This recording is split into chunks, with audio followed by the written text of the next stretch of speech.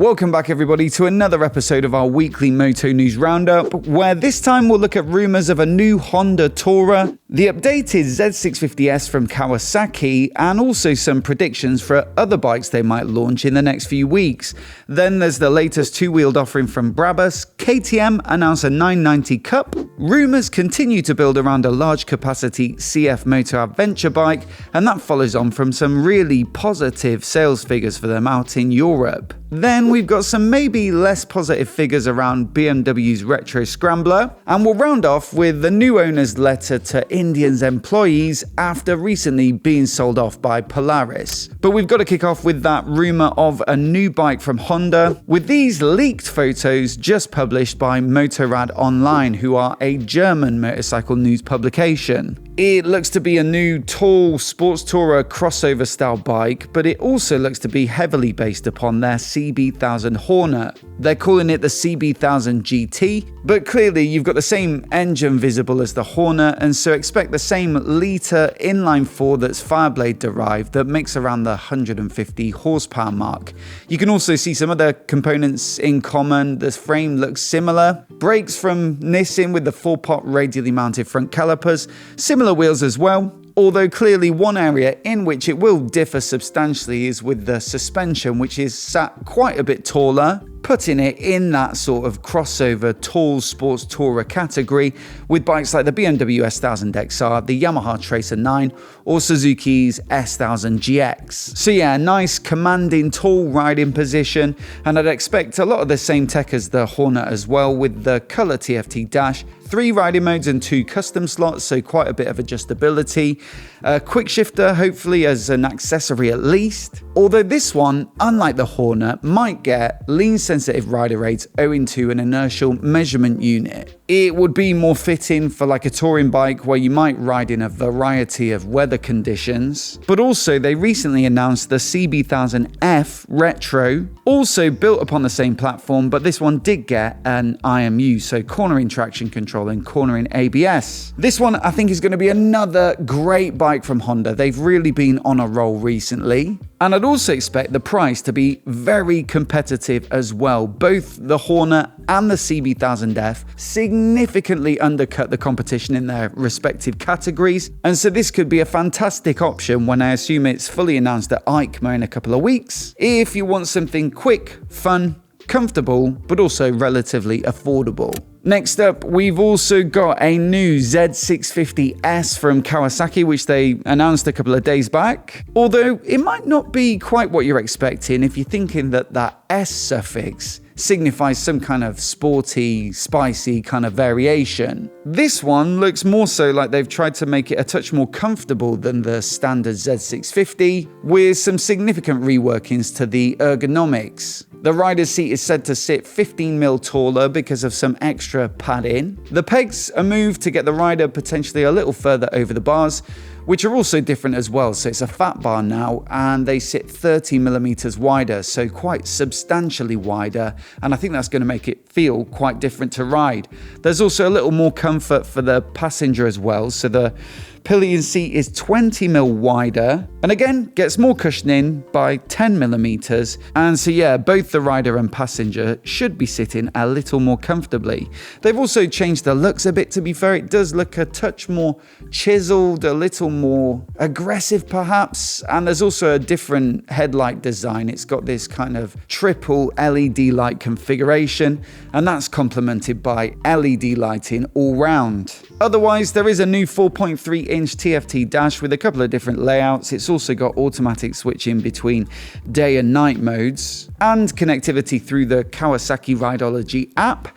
But other than that, you know, you've got the same 650 engine as before, I guess, the same chassis, a lot of the same components. And so yeah, it should make for a slightly better bike. It sounds like it will be more comfortable perhaps, but it really seems like more of a gentle evolution of the existing Z650 rather than something that's truly worthy of that S suffix. Anyway, bikes are in dealers from January in the UK. They're priced at £7,199, which is pretty competitive. But as always, let me know what you think of this update down in the comments below. Speaking of Kawasaki, well, We Bike Japan published an article this week that speculates around some of the new models that could be coming in the next few weeks, both at EICMA in Milan, but also just before that, it's the Japan Mobility Show. One update they are expecting is a new version of the Z900 RS Retro, which I think is a good seller. It's a great looking bike, but it hasn't been massively updated since it was introduced about 8 years back now. I believe it was in 2017. And of course, there are new retros on the market, the Honda CB1000F we just talked about, but also the existing stuff like Yamaha's XSR 900, the Suzuki 800 retros as well. And so maybe it is time to give it a bit of a refresh just to keep it up to date with the competition. Plus, earlier this year, they did announce an update for the Z900 Modern Naked, upon which the 900 RS is heavily based. And so perhaps some of those new features like the ride-by-wire throttle, the new inertial measurement unit, the cruise control could be carried over here. What is interesting though is that Kawasaki have published a teaser ahead of the Japan Mobility Show, and they quite often do this where they put the silhouettes of some of the bikes that they'll be launching.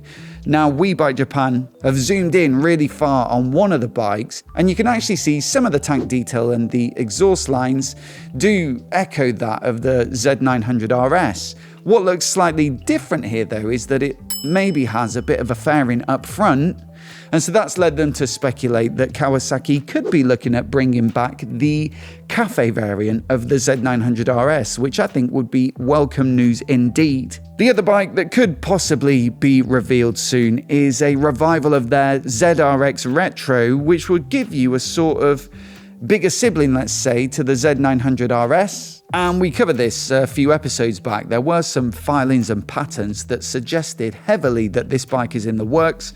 And for me, if that does come to fruition, then that would probably be one of the bikes of the show at EICMA. The other thing to point out is that Kawasaki North America posted a teaser in January this year for a two-stroke, realistically a dirt bike, but quite exciting all the same for anyone who's a fan of a two-stroke. And so yeah, it sounds like plenty in the works from Kawasaki. I'd love to know from you though in the comments, what bikes do you hope they'd launch and what do you realistically want to see from them?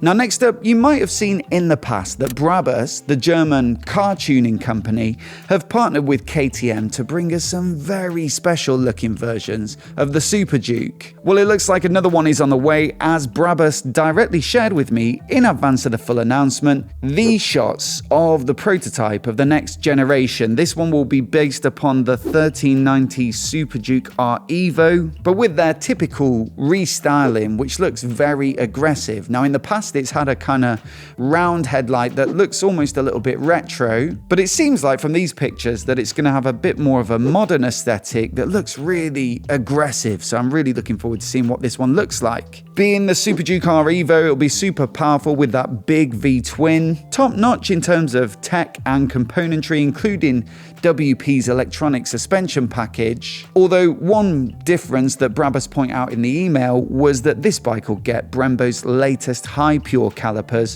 which we're starting to see more and more of on the sort of top spec bikes like the Panigale V4. They also say there's a new twin exhaust system for this one, although it won't be available to US customers. But all of the bikes will get these really special looking Monoblock 2 Evo wheels, which have a 3-spoke design that they say is heavily influenced by the Brabus Monoblock 2 wheels from the 80s, which they fitted to some of their cars, which I'll flash up on the screen now. And I think that's quite a nice little nod to their history and should give this bike a bit of a, distinctive look from the back end. Very slick looking, so I appreciate them shooting those pictures over, and I'm very much looking forward to seeing what they come up with. Speaking of KTM, they've recently launched the 990 RCR sports bike, their parallel twin-powered super sport, and then following on from that announcement, they've also got news now of a new 990 Cup racing series. Now this isn't for the pros, it's for customers really to go and enjoy the experience of riding with a KTM factory setup. And there'll be 35 spots up for grabs across 6 rounds at major European circuits. Now you can either book for the whole lot if you're doing quite well for yourself and have plenty of cash, I guess, or you can book individual rounds. And for each event there'll be 2 categories, so one for the road version of the 990 RCR, one for the track-only version, and within that there's 2 age categories. So there's a rookie class for under 35s, and then a masters class for people like myself who are over 35 and get a bit of a handicap, I guess. So yeah, like I say, you'll get factory levels of support at each round, but also I think they're bringing along some of their MotoGP riders, or it says MotoGP mentors anyway, who will be there to give you a little bit of coaching and feedback. So it really does sound like the ultimate experience for 990 RCR owners. And bookings start from November 6th, I believe. One assumes through their website. There's already a page if you Google 990 Cup, and they are expected to go pretty quickly. So it's one of those things you'll want to get your skates on for if you do want to get involved. Now, a few episodes back, we covered some loose rumors that CF Moto were about to launch a 1000cc triple cylinder adventure bike. And I say loose rumors because there weren't that many outlets reporting it, and I didn't see a great deal of substantiation to the rumors either. But it seems like it's gathering momentum, or maybe there are more clues coming in, because now it's been picked up by Visor Down this week and also Rider Part, who are both reporting that it's expected to make around 110 horsepower and go head to head with the likes of the Ducati Desert X, the Triumph Tiger 900, the KTM 890 and the BMW F900GS, and that sort of mid to large capacity adventure bike. Now, of course, with EICMA looming in the next couple of weeks, it could be announced there. Although the only teaser on the CF Moto Instagram account, where they have started, trying to get a bit of excitement going ahead of EICMA, is actually of a fared bike with winglets. And so this one really looks like it's going to be a sports bike. So there's no indication from CF Moto themselves yet either. Still, definitely one I'll be looking out for. I think the 800 MTX adventure bike looks really very cool. And so I'm sure they do a slick job of this one as well. And of course, we'll be there to cover all the new bikes in detail. So if you're not subscribed already, then do hit subscribe to keep up to date with our very frequent updates from the show. Certainly, CF Moto, though, have become more and more of a big deal over the past few years. They always go all in with their stand at EICMA. But Rider Part this week report that it's actually paying off with some pretty impressive sales figures, at least in France anyway. From January to September this year, they registered 4,741 new bikes, and that actually puts it ahead of quite a few of the major mainstream manufacturers. Ducati, for example, sold 3,175. KTM, although it hasn't been their best year, have sold 2,977. And Suzuki even have sold 3,936. So that's quite a few big names that CF Moto have managed to outdo this year. Although, of course, they still do lag behind the likes of Honda, Yamaha, Kawasaki, Triumph, those sorts of brands. All the same, I'd say it's still quite impressive, and I'd love to know from you in the comments whether you think that this is a sort of sign that Chinese-made bikes are becoming more accepted and more mainstream. Certainly from speaking to people at shows and events, general bikers and customers, they seem to be more open-minded than a couple of years back about Chinese brands. But as always, I'd love to know what you think down in the comments. Apparently not selling quite so well, though, is the BMW R12GS, or at least according to Motorrad Online, who published some general sales figures for the slow-looking market as well in Germany. You see, also in the UK, we've seen some very poor sales figures, let's say 20 to 30% down some months year over year, although it's suspected that that's mainly driven by Euro 5 Plus, which forced a lot of dealers to pre-register a lot of stock in December at the end of 2024 and then start selling them off at discounted rates in the early parts of this year, which of course is going to affect what it looks like for new registrations moving through that part of the year. But yeah, it's also had an impact in the rest of Europe, specifically Germany as well. It looks as slow. We're seeing sort of 20 to 25% down year over year kind of figures. But they do say, they specifically call out this R12GS, which I think perhaps they were expecting to be quite a big seller for BMW. They're saying just over 500 units have been sold so far since it was introduced earlier this year. And so maybe they're saying it's been a little bit of a disappointment, although of course that slow market can't have helped. On top of that, they do say as well that maybe it's been gradually introduced and that actually production volumes have been fairly low intentionally from BMW. So yeah, maybe a couple of factors at play, although I am picking one up this week for a review. I'm just done with the R1300 RT, swap it for the R12GS for one of the last reviews of this riding season. and so I'll be able to report back fairly soon on whether it's actually any good. We'll round off this week though by looking at a letter that the new owners of India Motorcycle have recently sent to their employees, which one assumes has been done to try and reassure them of the company's future.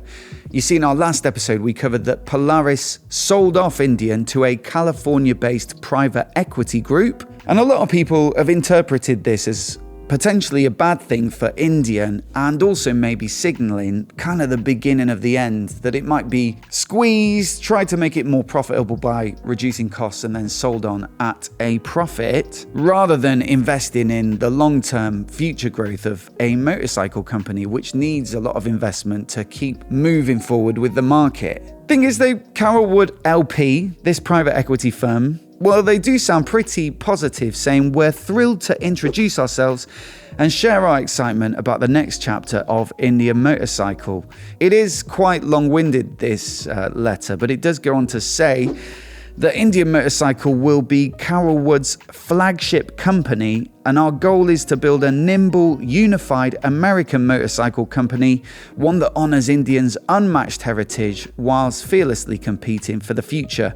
We believe deeply in this company's future and are committed to giving it independence, resources, and the focus it deserves to thrive. Easy to say, I guess, but we'll see how that plays out in the coming months and years. But as always, I'd love to know if you think that's possible for them to push it forward, or is this just a bit of spin? Leave a comment below, let us know what you think of the rest of the stories this week, and I'll also put a playlist on the screen now of the other videos we published this week in case you missed them, including a review of BMW CE02 Electric, which I really enjoyed, and also Suzuki's two retros, the GSX 8T and 8TT. Another great video, really enjoyed making that one, so do check it out if you like the look of those. Hit subscribe for more of the latest motorcycle news and reviews right here on MOTOBOB. A massive thanks for watching today, and we'll see you in the next one.